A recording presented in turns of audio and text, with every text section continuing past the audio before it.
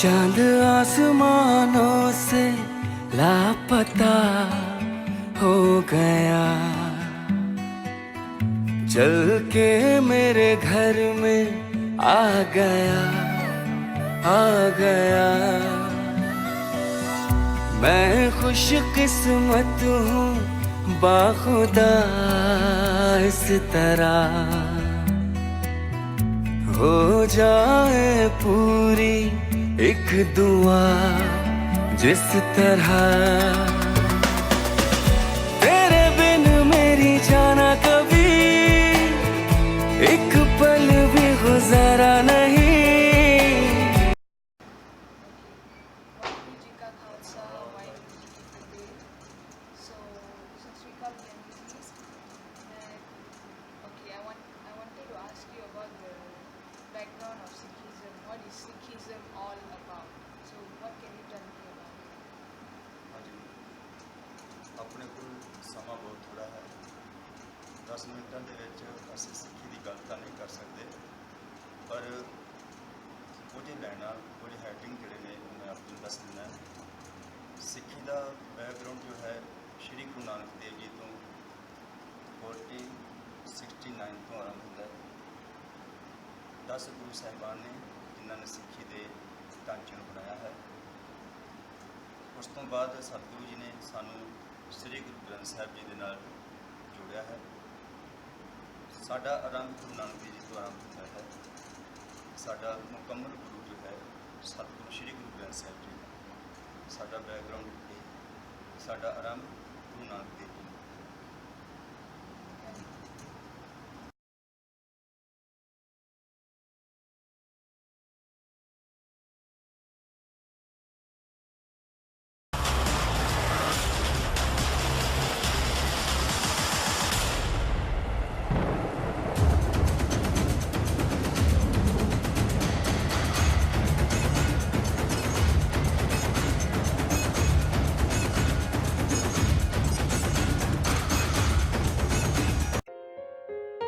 हम तेरे बिन अब रह नहीं सकते, तेरे बिना क्या वजूद मेरा।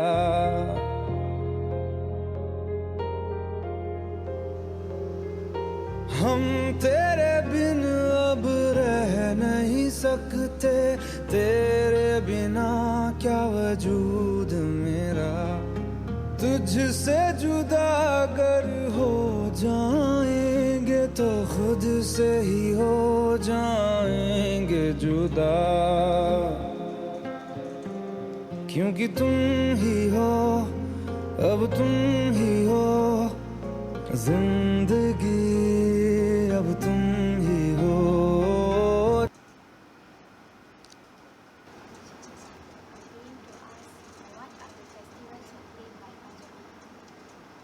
ਹਾਂਜੀ, ਜਿਵੇਂ ਵਿਸਾਖੀ ਦਾ ਤਿਉਹਾਰ ਆਦਿ ਕਾਲ ਤੋਂ ਸ਼ੁਰੂ ਹੋਇਆ ਹੈ, ਪਹਿਲਾਂ ਵੀ ਸ਼ੁਰੂ ਸੀ, ਪਰ 1699 1999 ਦੇ ਵਿੱਚ ਗੁਰੂ ਗੋਬਿੰਦ ਸਿੰਘ ਮਹਾਰਾਜ ਜੀ ਨੇ ਇਸ ਨੂੰ ਸਪੈਸ਼ਲ ਬਣਾ ਦਿੱਤਾ, ਜਿਹਦੇ ਵਿੱਚ ਸਾਡੀ ਜੋ ਇੱਕ ਨਵੀਂ ਪਹਿਚਾਣ ਸੀ ਸਿੱਖ ਤੋਂ ਸਿੰਘ ਵਾਲੀ, ਗੁਰੂ ਗੋਬਿੰਦ ਸਿੰਘ ਮਹਾਰਾਜ ਜੀ ਨੇ ਉਹਨੂੰ 5 ਪਿਆਰਿਆਂ ਦੀ ਚੋਣ ਕਰਕੇ ਸਾਨੂੰ ਅੰਮ੍ਰਿਤ ਛਕਾਇਆ ਅਤੇ ਸਾਡੇ ਵਾਸਤੇ ਇਹ ਖਾਸ ਦਿਨ ਹੋ ਗਿਆ।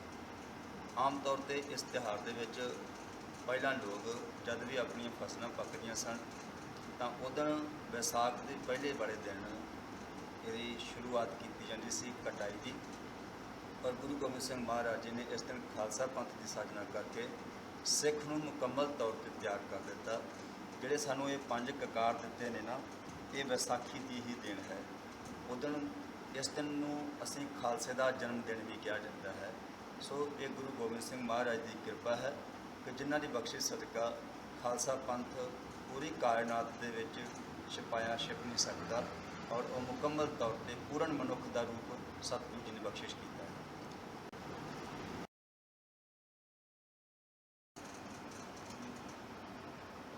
I want to ask what are the requirements, what are the documents for the Punjabis? ਸਾਡੇ ਸਿੱਖ ਦੀਆਂ ਨਿਸ਼ਾਨੀਆਂ 5 ਕਕਾਰ ਨੇ। ਉਹ ਹੈ ਕੇਸ, ਕੜਾ, ਕੰਘਾ, ਕਿਰਪਾਨ, ਕਛਹਿਰਾ। ਸਿੱਖ ਦੀ ਪਹਿਚਾਣ ਇਹਨਾਂ ਪੰਜਾਂ ਕਕਾਰਾਂ ਕਰਕੇ ਹੈ ਔਰ ਇਹਨਾਂ ਦਾ ਲੌਜਿਕ ਵੀ ਹੈ ਕੋਈ ਨਾ ਕੋਈ। ਜਿਵੇਂ ਕੇਸ ਇਹ ਰੱਬ ਦੇ ਦਿੱਤੇ ਹੋਏ ਨੇ, ਕੜਾ ਸਾਨੂੰ ਵਹਿਮਾਂ ਭਰਮਾਂ ਤੋਂ ਬਚਾਉਂਦਾ ਹੈ, ਕਿਰਪਾਨ ਦੂਜੇ ਦੀ ਰਾਖੀ ਵਾਸਤੇ ਹੈ, ਜ਼ੁਲਮ ਨਹੀਂ ਕਰਨਾ, ਪਰਉਪਕਾਰ ਕਰਨਾ। ਕਛਹਿਰਾ ਜੋ ਹੈ ਉਹ ਸਾਡੇ ਕਰੈਕਟਰ ਦੀ ਨਿਸ਼ਾਨੀ ਹੈ। ਇਹ ਪੰਜ ਕਕਾਰ ਗੁਰੂ ਗੋਬਿੰਦ ਸਿੰਘ ਮਹਾਰਾਜ ਜੀ ਨੇ ਸਿੱਖੀ ਨੂੰ ਬਖਸ਼ਿਸ਼ ਕੀਤੇ ਨੇ ਔਰ ਇਹਨਾਂ ਕਰਕੇ ਹੀ ਸਾਡੀ ਪਹਿਚਾਣ ਹੈ।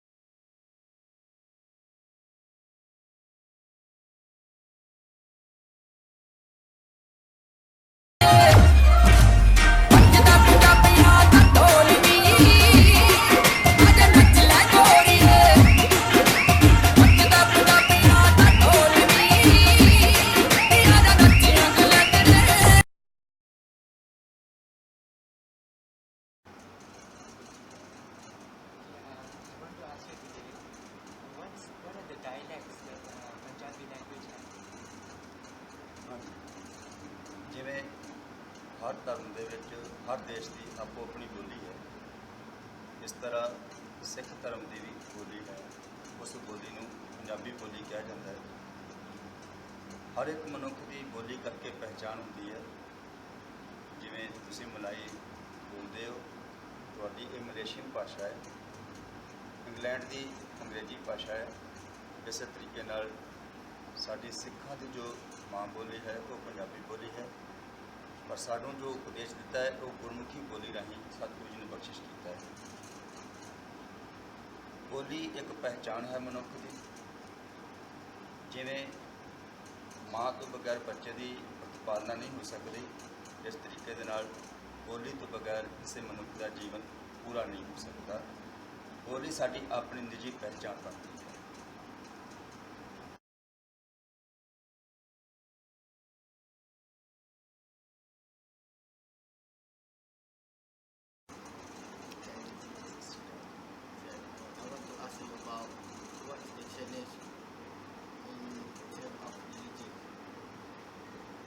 ਹਾਂਜੀ, ਹਰ ਇੱਕ ਮਨੁੱਖ ਦੀ ਫਿਤਰਤ ਹੁੰਦੀ ਹੈ ਕਿ ਉਹ ਜੀਵਨ ਦੇ ਵਿੱਚ ਆਜ਼ਾਦ ਹੋਵੇ।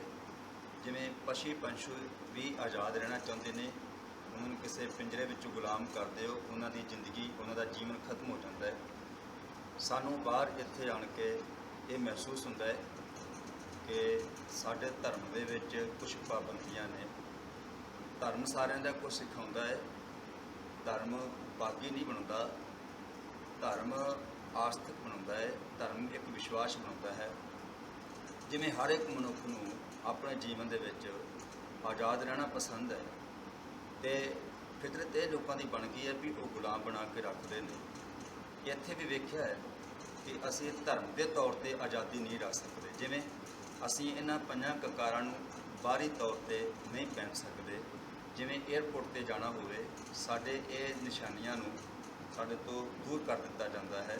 ਅਸੀਂ ਇਹ ਮਹਿਸੂਸ ਕਰਦੇ ਹਾਂ ਕਿ ਧਰਮ ਦੀ ਜ਼ਿੰਦਗੀ ਦੇ ਵਿੱਚ ਅਸੀਂ ਪੂਰਨ ਤੌਰ 'ਤੇ ਬਾਹਰ ਆਜ਼ਾਦ ਨਹੀਂ ਹਾਂ। ਲੋਕਾਂ ਨੇ ਆਪਣੇ ਆਪਣੇ ਧਰਮ ਨੂੰ ਪ੍ਰਫੁੱਲਿਤ ਕਰਨ ਵਾਸਤੇ ਹਰ ਇੱਕ ਹੀਲਾ ਕੀਤਾ ਹੋਇਆ ਹੈ, ਪਰ ਦੂਜੇ ਦੇ ਧਰਮ ਨੂੰ ਦਬਾਉਣ ਵਾਸਤੇ ਮਨੁੱਖ ਆਪਣਾ ਪੂਰਾ ਯਤਨ ਕਰਦਾ ਹੈ। ਸੋ ਇਹ ਨਹੀਂ ਚਾਹੀਦਾ। ਹਰ ਇੱਕ ਮਨੁੱਖ ਨੂੰ ਆਪਣੇ ਜੀਵਨ ਦੇ ਵਿੱਚ ਆਪਣੇ ਧਰਮ ਦੇ ਨਾਲ ਪਿਆਰ ਹੋਣਾ ਚਾਹੀਦਾ ਹੈ ਅਤੇ ਉਹਨੂੰ ਪੂਰੀ ਆਜ਼ਾਦੀ ਹੋਣੀ ਚਾਹੀਦੀ ਹੈ। ਧਰਮ ਕਦੇ ਕਿਸੇ ਨੂੰ ਬੁਰਾ ਨਹੀਂ ਸਿਖਾਉਂਦਾ, ਪਾਪ ਕਰਨਾ ਨਹੀਂ ਸਿਖਾਉਂਦਾ। ਧਰਮ ਸਿਰਫ ਗੁਣਾਂ ਨੂੰ ਧਾਰਨ ਕਰਨਾ ਹੀ ਧਰਮ ਹੁੰਦਾ ਹੈ।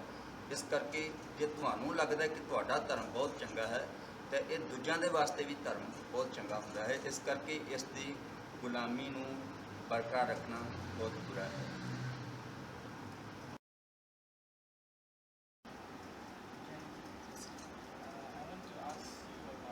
Struggles faced by languages in Punjab.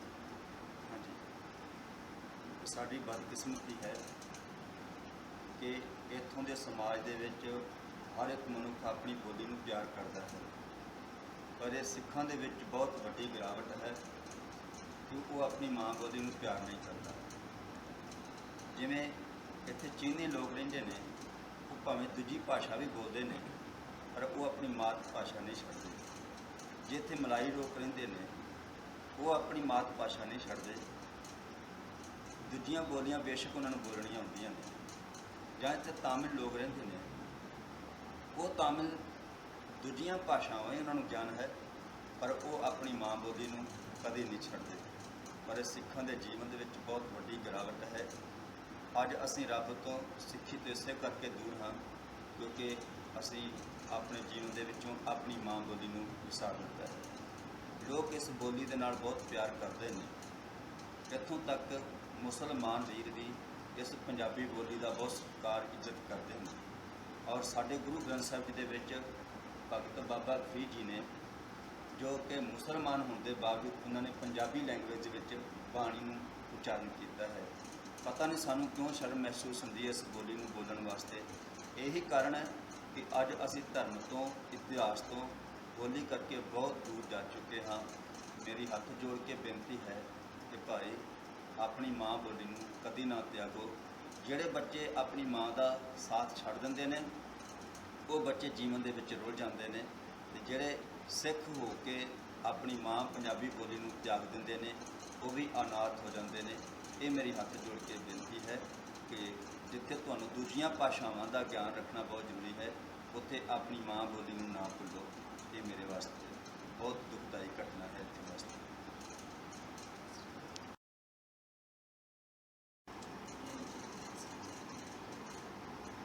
To ask you about the Chinese income of politics. Yes, recently there was a petition regarding Sikhs are not Hindu. ਹਾਂਜੀ, ਮੈਨੂੰ ਇਸ ਗੱਲ ਦੀ ਸਮਝ ਨਹੀਂ ਆਈ ਕਿ ਸਾਨੂੰ ਹਿੰਦੂ ਕਿਉਂ ਕਿਹਾ ਜਾਂਦਾ। ਜਦ ਵੀ ਕੋਈ ਵਾਰਦਾਤ ਹੋ ਜਾਂਦੀ ਹੈ ਤੇ ਕਹਿੰਦੇ ਨੇ ਸਿੱਖਾਂ ਨੇ ਕੀਤੀ, ਜੇ ਅਸੀਂ ਹਿੰਦੂ ਹਾਂ ਤਾਂ ਫਿਰ ਕਿਉਂ ਨਹੀਂ ਕਿਹਾ ਜਾਂਦਾ ਵੀ ਇਹ ਹਿੰਦੂਆਂ ਨੇ ਕੀਤਾ। ਦੂਜੀ ਗੱਲ, ਸਾਡਾ ਜਨਮ ਤੋਂ ਲੈ ਕੇ ਮੌਤ ਤੱਕ ਦਾ ਜੋ ਸਫ਼ਰ ਹੈ, ਉਹਦੇ ਨਾਲ ਰੱਤੀ ਭਰ ਵੀ ਸਾਡਾ ਮੇਲ ਨਹੀਂ ਹੈ। ਜਿਵੇਂ ਅਸੀਂ ਇੱਕ ਰੱਬ ਦੇ ਪੁਜਾਰੀ ਹਾਂ, ਇੱਕ ਅਕਾਲ ਪੁਰਖ ਨੂੰ ਮੰਨਦੇ ਹਾਂ। ਹਿੰਦੂ ਧਰਮ 33 ਕਰੋੜ ਦੇਵੀ ਦੇਵਤਿਆਂ ਨੂੰ ਮੰਨਦਾ ਹੈ। ਸਾਡੀ ਪਹਿਚਾਣ ਵੱਖਰੀ ਹੈ, ਸਾਡਾ ਰਹਿਣਾ ਸਹਿਣਾ ਵੱਖਰਾ ਹੈ, ਸਾਡੇ ਤਿਉਹਾਰ ਵੱਖਰੇ ਨੇ, ਸਾਡਾ ਖਾਣਾ ਪੀਣਾ ਵੱਖਰਾ ਹੈ। ਮੈਨੂੰ ਨਹੀਂ ਸਮਝ ਆਉਂਦੀ ਕਿ ਇਹ ਕਿਉਂ ਸਿੱਖਾਂ ਨੂੰ ਹਿੰਦੂ ਕਹਿੰਦੇ ਨੇ। ਜੇਕਰ ਕੇਸਾਧਾਰੀ ਹਿੰਦੂ ਇਹ ਗੱਲ ਸਮਝਦੇ ਨੇ ਕਿ ਸਿੱਖ ਕੇਸ ਰੱਖਦੇ ਨੇ ਤੇ ਹਿੰਦੂ ਨੇ, ਇਸ ਤਰੀਕੇ ਨਾਲ ਤਾਂ ਮੁਸਲਮਾਨ ਵੀ ਬਹੁਤ ਕੇਸ ਰੱਖਦੇ ਨੇ। ਉਹਨਾਂ ਨੂੰ ਕਿਸੇ ਨੇ ਨਹੀਂ ਕਿਹਾ ਕਿ ਤੂੰ ਹਿੰਦੂ ਹੈ। ਜਾਂ ਹਰ ਇੱਕ ਮਜ਼ਹਬ ਦੇ ਵਿੱਚ ਔਰਤ ਦੇ ਕੇਸ ਹੁੰਦੇ ਨੇ, ਉਹਨਾਂ ਨੂੰ ਕਿਉਂ ਨਹੀਂ ਕਿਹਾ ਜਾਂਦਾ ਹੈ ਕਿ ਇਹ ਹਿੰਦੂ ਨੇ। ਸਾਡਾ ਵਿਸ਼ਵਾਸ ਗੁਰੂ ਨਾਨਕ ਸਾਹਿਬ ਜੀ ਤੋਂ ਲੈ ਕੇ ਗੁਰੂ ਗੋਬਿੰਦ ਸਿੰਘ ਜੀ ਤੱਕ ਅਤੇ ਧੰਨ ਸ਼੍ਰੀ ਗੁਰੂ ਗ੍ਰੰਥ ਸਾਹਿਬ ਜੀ ਦੀ ਅਸੀਂ ਬਾਣੀ 'ਤੇ ਨਿਸ਼ਚਾ ਰੱਖਦੇ ਹਾਂ। ਦੂਸਰੀ ਗੱਲ, ਦਸ਼ਮੇਸ਼ ਪਿਤਾ ਜੀ ਦੇ ਅੰਮ੍ਰਿਤ ਬਾਟੇ ਦੀ ਪਹੁਲ ਛਕਦੇ ਹਾਂ। ਕਿਸੇ ਹੋਰ ਧਰਮ ਨੂੰ ਅਸੀਂ ਨਹੀਂ ਮੰਨਦੇ ਤੇ ਕਿਸੇ ਨੂੰ ਬੁਰਾ ਵੀ ਨਹੀਂ ਕਹਿੰਦੇ। ਸਾਡੀ ਦੁਨੀਆ ਦੇ ਨਾਲੋਂ ਪਹਿਚਾਣ ਵੱਖਰੀ ਹੈ, ਸਾਡਾ ਸਲੀਕਾ ਵੱਖਰਾ ਹੈ। ਅਸੀਂ ਹਿੰਦੂ ਨਹੀਂ, ਅਸੀਂ ਸਿੱਖ ਹਾਂ। ਤੇ ਦੁਨੀਆ ਦਾ ਇਤਿਹਾਸ ਦੱਸਦਾ ਹੈ ਕਿ ਹਰ ਇਤਿਹਾਸ ਦੇ ਵਿੱਚ ਸਿੱਖਾਂ ਦਾ ਨਾਮ ਵੱਖਰੇ ਤੌਰ 'ਤੇ ਲਿਖਿਆ ਹੈ। ਜੇਕਰ ਹਿੰਦੂ ਹੀ ਸੀ ਤੇ ਫਿਰ ਸਿੱਖ ਸ਼ਬਦ ਉੱਥੇ ਨਹੀਂ ਆਉਂਦਾ। ਸੋ ਮੇਰੀ ਬੇਨਤੀ ਹੈ, ਇਹ ਜਿਹੜੇ ਲੋਕ ਸੋਚਦੇ ਨੇ ਕਿ ਸਿੱਖ ਹਿੰਦੂ ਨੇ, ਉਹਨਾਂ ਦੀ ਗਲਤਫਹਿਮੀ ਹੈ। ਸਾਡਾ ਜਨਮ ਤੋਂ ਲੈ ਕੇ ਮੌਤ ਤੱਕ ਦੇ ਸਫ਼ਰ ਦੇ ਵਿੱਚ ਬਿਲਕੁਲ ਇਹਨਾਂ ਨੂੰ ਵੱਖਰਾ ਹੈ। ਮੈਂ ਇੰਨੇ ਕੁ ਸਮੇਂ ਦੇ ਵਿੱਚ ਕੁਝ ਦੱਸ ਨਹੀਂ ਸਕਦਾ ਕਿਉਂਕਿ ਸਮਾਂ ਬਹੁਤ ਘੱਟ ਹੈ, ਪਰ ਫਿਰ ਵੀ ਮੈਂ ਗੱਲ ਕਹਿਣਾ ਚਾਹੁੰਦਾ ਹਾਂ, ਜੇ ਵਿਚਾਰ ਕਰਨੀ ਚਾਹੋ ਤਾਂ ਕਿਤੇ ਵੀ ਬੈਠ ਕੇ ਵਿਚਾਰ ਕਰ ਸਕਦੇ ਹਾਂ ਕਿ ਅਸੀਂ ਪੂਰਨ ਤੌਰ 'ਤੇ ਗੁਰੂ ਗੋਬਿੰਦ ਸਿੰਘ ਮਹਾਰਾਜ ਜੀ ਦੇ ਅਤੇ ਸ਼੍ਰੀ ਗੁਰੂ ਗ੍ਰੰਥ ਸਾਹਿਬ ਜੀ ਦੇ ਸਿੱਖ ਹਾਂ, ਨਾ ਕਿ ਕਿਸੇ ਹੋਰ ਦੇ।